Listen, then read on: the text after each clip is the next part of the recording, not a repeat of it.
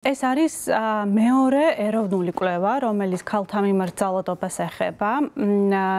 კვლევა ჩატარდა გაეროს ქალთა ორგანიზაციის და საქსტატის მიერ ევროკავშირის დაფინანსებით. პირველი ანალოგიური კვლევა 2017 წელს ჩატარდა საქართველოში და 2022 წელს ჩვენ გავიმეორეთ კვლევა გაუმჯობესებული მეთოდოლოგიით.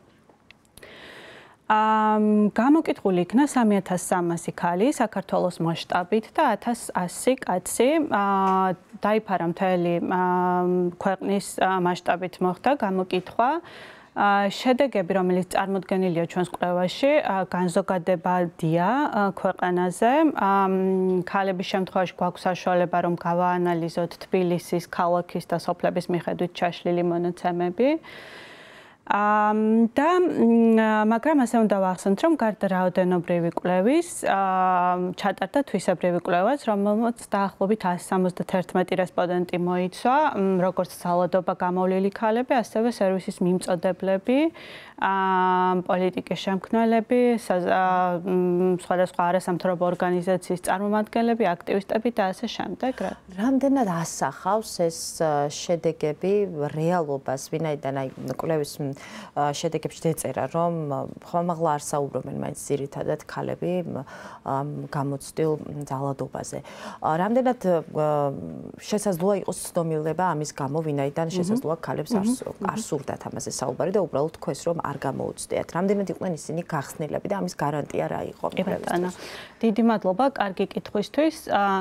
ზოგადად, როდესაც ქალთა მიმართ ძალადობის გაზომვას ეხება საქმე, გამოკითხვა არის ოქროს სტანდარტი, რომლითაც იზომება გავრცელების დონე და სიხშირე, ასე ვთქვათ, თუ რა მასშტაბების არის ქვეყანაში ქალთა მიმართ ძალადობა.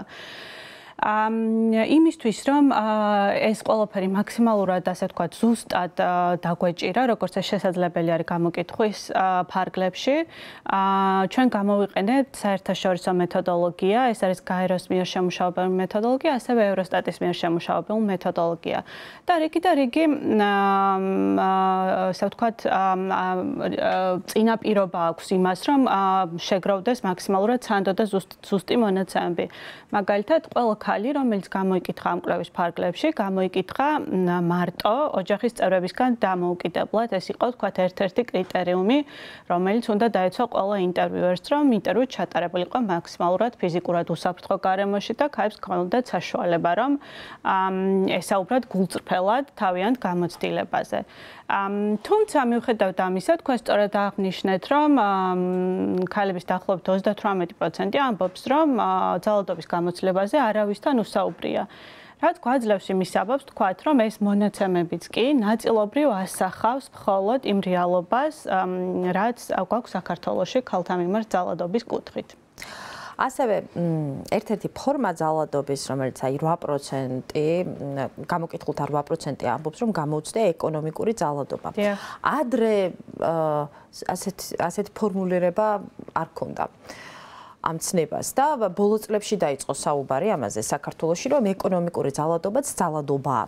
რამდენად კვლევის ჩატარებისას, აი როგორ გამოიკვეთა, ქალებს აქვთ თუ არა ინფორმაცია, რომ იმის შესახებ, რომ ეკონომიკური ძალადობა მართლაც ძალადობაა და რეალურად ესეც ასახავს თუ არა რეალურ შედეგებს, იმის გამო, რომ ბევრმა შეიძლება არც იცოდეს და ვერც აცნობიერებდეს, რომ ძალადობის მსხვერპლია ამ დროს.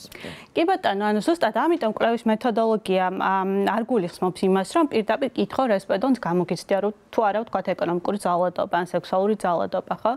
ამის ნაცვლად ჩვენ რესპონდენტებს ვაძლევთ ქცევების ჩამონათვალს და ვეკითხებით ცხოვრების განმავლობაში ან ბოლო 12 თვის განმავლობაში გამოუცდიათ თუ არა ეს და ის ქცევა.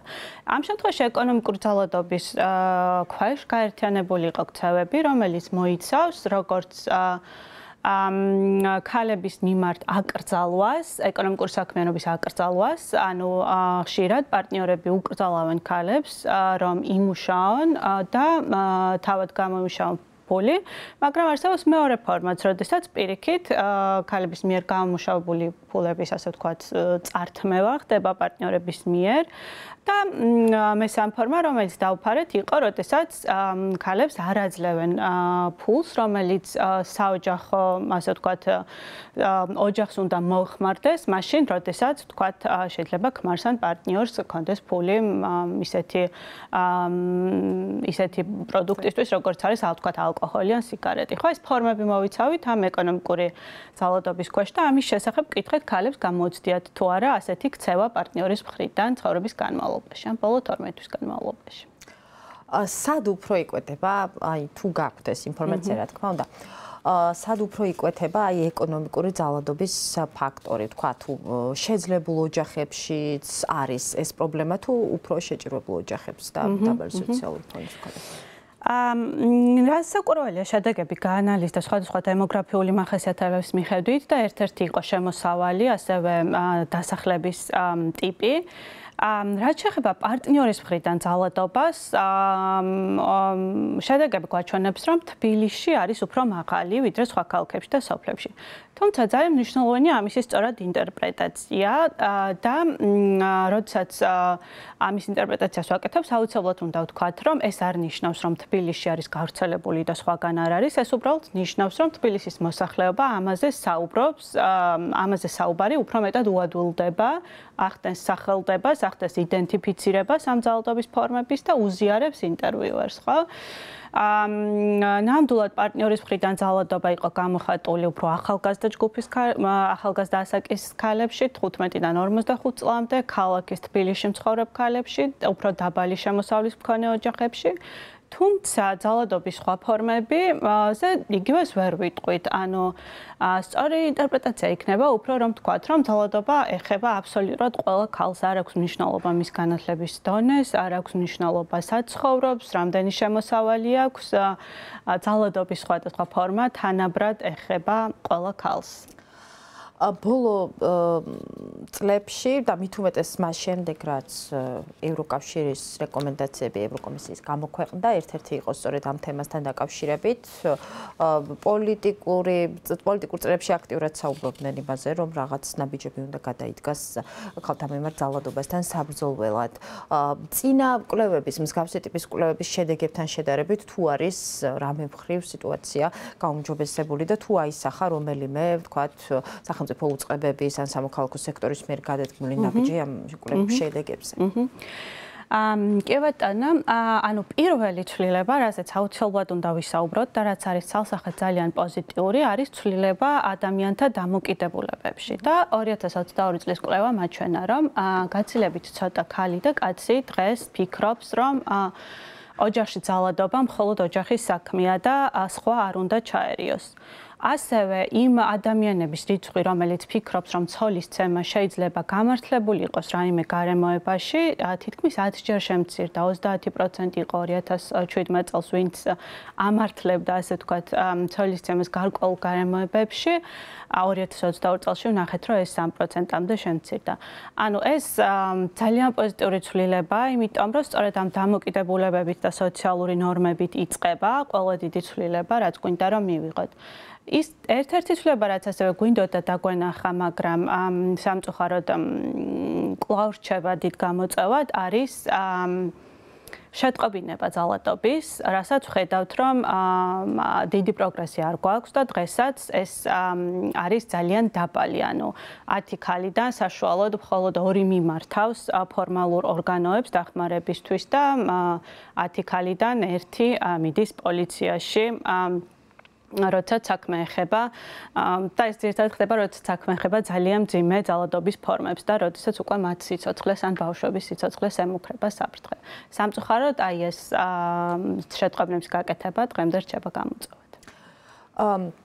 სად უფრო არის თქვენ თქვით, რომ აი შეხედულებებში გამოიკვეთა რაღაც პროგრესი. სად უფრო არის ეს პროგრესი ქალებში თუ მამაკაცებში? ქალები უფრო მეტად აცნობიერებენ ამ ძალადობის ფორმებს, ანუ უფრო ხვდებიან უფრო მეტად რა არის ძალადობა და რა არა, თუ მამაკაცები, რომლებიც რიგ შემთხვევებში მიიჩნევენ, რომ ძალადობის ფორმა ძალადობა არ არის. კი, თავისთავად, ანუ ქალები ბევრად უფრო მგრძნობიარენი არიან. ქალთა მიმართ ძალადობის მხრიდან უკეთესმით ყველა ფორმა ეს უკვე თვისებრივი კვლევის ფარგლებში გამოიკვეთა ეს უფრო ნიუანსური გაგებები, რაც ადამიანებს აქვთ ვიდრე კაცებს, რომელთაც ზოგჯერ გონიათ, რომ ეს ხელოვნურად შექმნილი პრობლემა, რომელიც რეალურად არ დგას დღეს ქალების წინაშე, თუმცა როგორც ვნახეთ სტატისტიკა სხვა რამეზე მეტყველებს.